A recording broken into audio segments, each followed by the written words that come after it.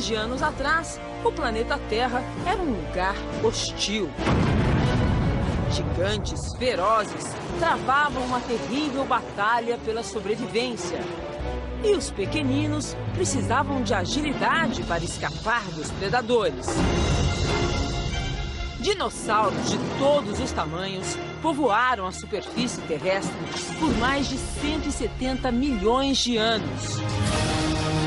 Como viviam essas feras e por que precisavam lutar? Você vai ver agora no Planeta Dinossauro. Na terra do Maradona.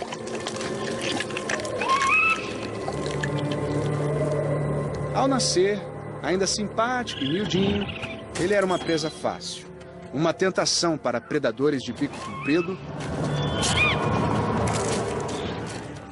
e também para os cheios de dentes.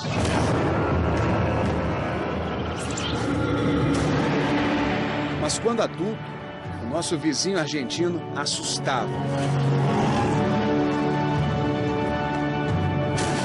Difícil encarar uma mãe com 35 metros de comprimento. O argentinossauro foi o galho. Tudo isso sem comer carne. Esse grandalhão aí era herbívoro. Como era possível engordar tanto se alimentando apenas de plantas? É que os argentinossauros eram uma máquina de comer. Esse pescoço comprido ajudava. As folhas nos galhos mais altos não eram problema. Além disso, ele comia sem parar. A estratégia era botar comida para dentro sem mastigar. As folhas entravam inteiras e só eram digeridas por bactérias presentes no longo trajeto até o intestino. Um baita comilão. Uma simples caminhada fazia a terra tremer e abria uma cratera. Em terrenos úmidos, o buraco era rapidamente preenchido por areia movediça, criando uma armadilha mortal. A análise do fóssil de uma pegada revelou o tamanho do estrago. Cientistas encontraram vestígios de 2 mamíferos, 10 dinossauros pequenos, 2 crocodilos e uma tartaruga. No total, 15 animais morreram soterrados na cratera aberta pelo passo do gigante. Não era qualquer um que enfrentava um dinossauro desse porte. E por isso o argentinossauro tinha poucos predadores. Um deles era o mapussauro. Com 10 metros de comprimento e 4 toneladas, o mapussauro era um nanico perto do gigante. Sozinho ele não teria chance. Mas em 2006, pesquisadores argentinos encontraram não só um, mas 7 mapussauros que teriam morrido juntos. A conclusão é que eles andavam em grupos e assim se tornavam uma ameaça para presas maiores, como o argentinossauro.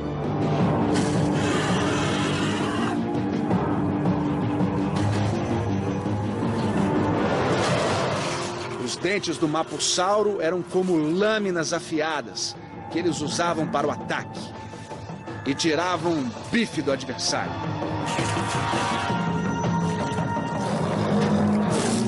A revanche veio depois. Um dos mapussauros se perdeu do grupo e foi parar no meio dos gigantes. Não teve perdão.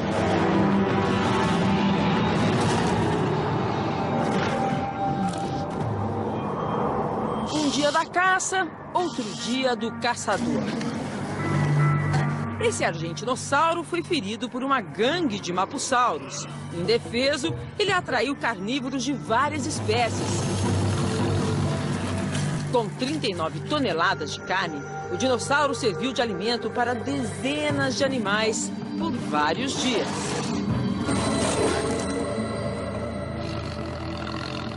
Na natureza, o predador depende da presa. Quando o argentinossauro entrou em extinção 93 milhões de anos atrás, o mapussauro também desapareceu da face da Terra. O destino de um ligado ao de outro. Domingo que vem, os assassinos de elite. Quem foram os maiores predadores da pré-história? E quem era páreo para o tiranossauro?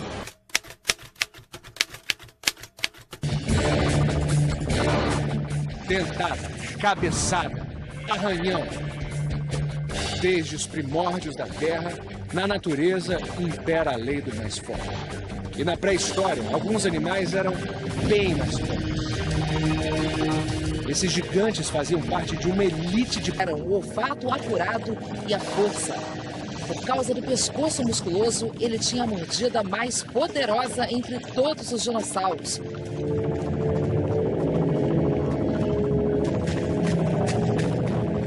Esses centrossauros estão migrando para o interior e dão de cara com um bando de tiranossauros.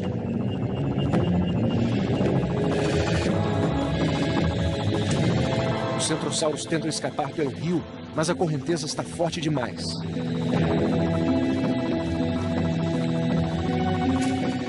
Eles ficam encurralados. Alguns ainda tentam fugir nadando, mas eles não resistem.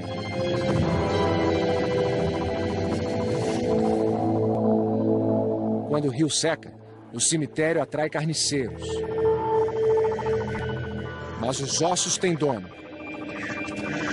E o Daspletossauro continua com fome.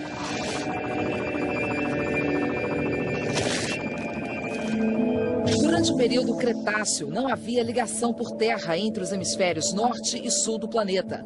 Os tiranossauros dominavam a parte norte, e o sul era o reino de um outro tipo de matador, o Majungasauro. Um predador feroz. Com 1 tonelada e 7 metros de comprimento, sua principal arma era a força na mandíbula. Só havia um animal capaz de desafiá-lo, outro Majungasauro.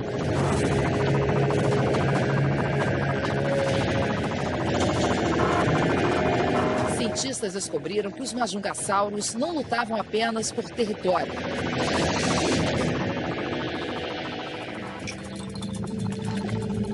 Depois da batalha, eles comiam a carne do adversário derrotado.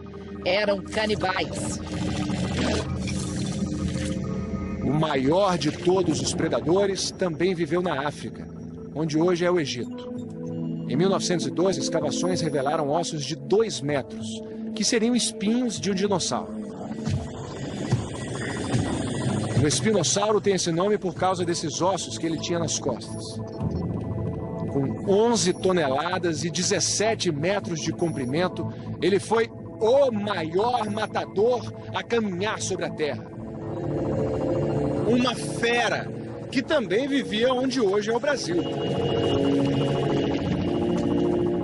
O espinossauro caçava nos rios. O negócio dele era peixe. A presa predileta era o Onchopristis, muito parecido com o peixe-espada dos dias de hoje. Esses aqui migraram para a água doce para se reproduzir, mas se deram mal. Encontraram um predador faminto.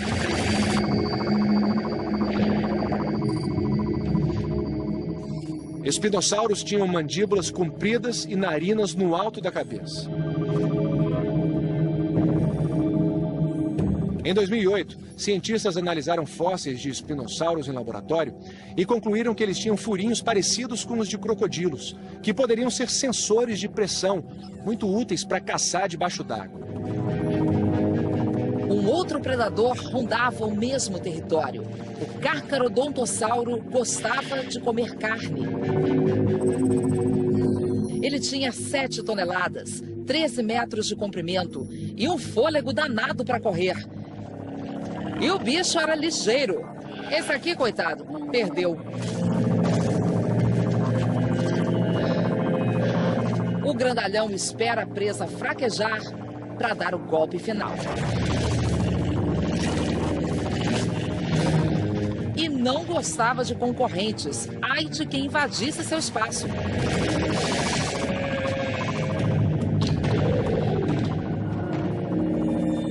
Quando terminava o período das chuvas, os rios secavam, e o espinossauro ficava sem um cardápio de peixes de que tanto gostava.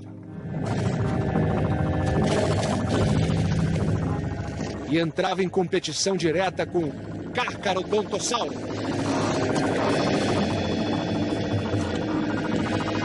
Dois dos maiores predadores da história em combate.